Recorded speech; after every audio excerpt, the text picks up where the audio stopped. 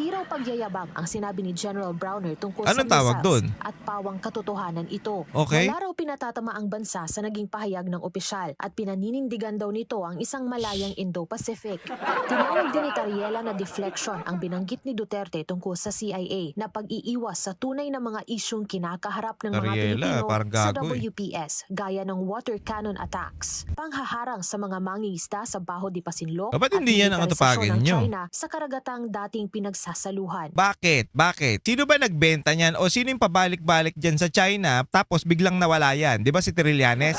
Kaya nga sinita yan ni Enrile, ba't pabalik-balik ka dyan? Naka 15 times kang nakipagpulong dyan sa mga Chinese na yan. Tapos hindi niya masagot. Tapos isisisi nyo sa Duterte kung bakit nagkakaganyan. Nung panahon nga ni Pangulong Duterte, maayos yung pangingisda ng mga mangingisda dyan eh. Meron pang isang interview dyan na hindi nilalabas ng mga animal na media na to.